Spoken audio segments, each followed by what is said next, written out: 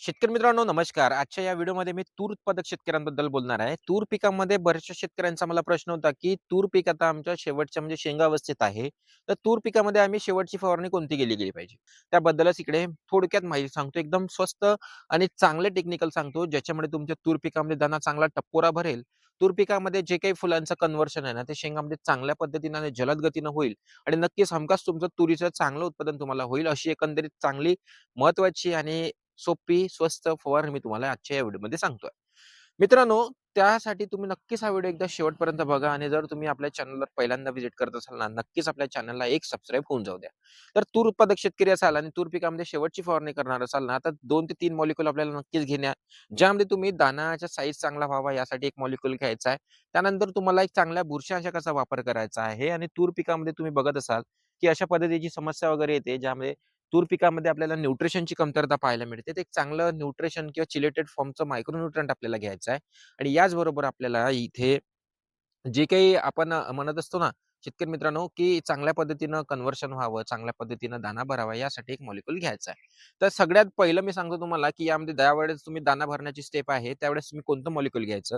तर यामध्ये तुम्ही भूमी ग्रीन केचा वापर नक्कीच तिकडे करू शकता. भूमी ग्रीन के म्हणजे काय आहे शेतकरी मित्रांनो, यामध्ये आपल्याला जे काही पोटॅश आहे ना, ते आपल्याला 46.5% पर्यंत पाहायला मिळते आणि जे काही नायट्रोजन आहे, ते सुद्धा आपल्याला 5% पर्यंत पाहायला मिळते. म्हणून याचे एकंदरीत रिझल्ट खूप चांगले येते. म्हणजे आपल्या प्लॉटवर ग्रीनरी सुद्धा येते आणि हे लिक्विड फॉर्ममध्ये म्हणजे नॅनो टेक्नॉलॉजीने बनलेलं असल्या कारणामुळे आपल्या पिकाला त्याचे जलद गतीने रिझल्ट सुद्धा पाहायला मिळतात. म्हणून तुम्ही नक्कीच भूमी ग्रीन केचा वापर आपल्या फवारणीमध्ये करू शकता. त्यामुळे काय होते ना, जे काही आपल्या शेंगा आहे ना, त्यामध्ये तुम्हाला चांगल्या पद्धतीनं दाना टपोरा भरलेला पाहायला मिळते. जे काही फुलांचं कन्व्हर्शन आहे ना, ते सुद्धा फास्ट होते आणि हिरवंगार पीक असल्या कारणामुळे फोटोसिंथेसिसचा प्रोसेस फास्ट होऊन आपल्या ज्या काही क्रिया बाकीच्या आहेत ना, त्या पटापट किंवा फास्ट झालेल्या आपल्याला पाहायला मिळतात. आणि याचा वापर तुम्हाला करत असताना पंपाला जवळ-जवळ लिटरच्या मागे तुम्हाला 2 एम-एल या पद्धतीने घ्यायचं आहे. म्हणजे जर तुम्ही 15 लिटर पाणी घेताय, तर तुम्हाला जवळ-जवळ 30 ते 35 एम-एल पर्यंत किंवा 40 एम-एल पर्यंत तुम्ही भूमी ग्रीन केचा वापर तिकडे नक्कीच करू शकता. हा एक आपला पहिला टेक्निकल किंवा पहिला मॉलिक्यूल आहे. यामध्ये दुसरं म्हणजे शेतकरी मित्रांनो, जे काही आपल्या पिकामध्ये न्यूट्रिशनची वगैरे कमतरता होते ना, बऱ्याचदा आपल्या पिकामध्ये न्यूट्रिशनची कमतरता होते. त्यामुळे सुद्धा बऱ्याचदा आपल्याला जे काही शेंगा आहेत त्या व्यवस्थित भरत नाही किंवा फुलांचं कन्व्हर्शन होत नाही किंवा ड्रॉपिंग झालेली पाहायला मिळते.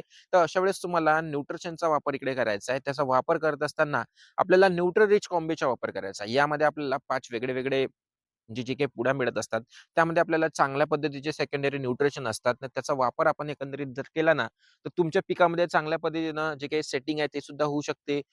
फुलाचं कन्व्हर्शन शेंगामध्ये होईल ना, दाना चांगल्या पद्धतीनं परिपक्व झालेला तुम्हाला पाहायला मिळेल.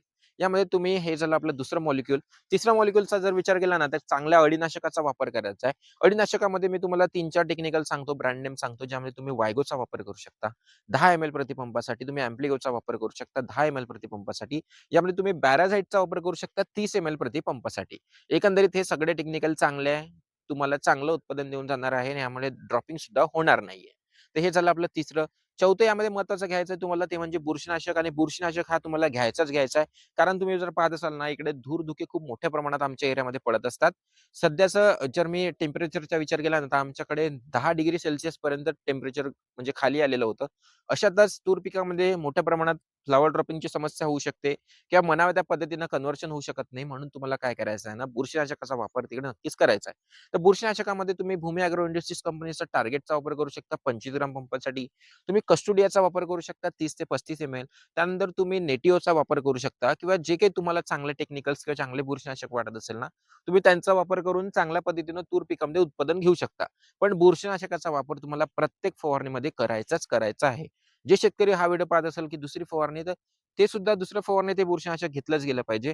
तुम्ही जे काही फवारणी घेताना त्यामध्ये तूर पिकामध्ये बुरशीनाशकाचा वापर आपल्याला करायचा आहे. कारण धूर-धुक्यामुळे बऱ्याचदा आपल्या तूर पिकामध्ये फ्लॉवर ड्रॉपिंग होते की आपलं तूर पीक सुकल्या जाते. त्यामुळे आपल्याला उत्पादनात घट झालेली पाहायला मिळू शकते. म्हणून या गोष्टी नक्कीच लक्षात ठेवा. आणि हे जे मॉलिक्यूल सांगितले ना, एवढाच तुम्ही आता तुरीला शेवटच्या फवारणीमध्ये स्प्रे करा. तुम्हाला खूप चांगला टप्पोरा दाना भरलेला पाहायला मिळेल. चांगलं कन्व्हर्सेशन होईल. अळी नियंत्रण चांगल्या पद्धतीनं होईल आणि तुमचं पीक सुरक्षित नक्कीच राहणार आहे. म्हणून एवढं कॉम्बिनेशन घ्या आणि तूर पिकामध्ये शेवटची आणि महत्त्वाची फवारणी करून घ्या.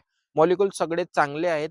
थोडेसे जे काही मी टेक्निकल्स अळी नियंत्रणासाठी आणि बुरशीनाशक सांगितले थोडेसे कॉस्टली होऊ शकते. तर त्या जागी तुम्ही रिप्लेसमेंटमध्ये बुरशीनाशक आणि कीटकनाशक घेऊ शकता. बाकी सगळे मॉलिक्यूल स्वस्त आहेत. मित्रांनो, असेच आमच्याशी जोडून राहणं हा व्हिडिओ जर शेतकऱ्यांना शेअर करून द्या. धन्यवाद.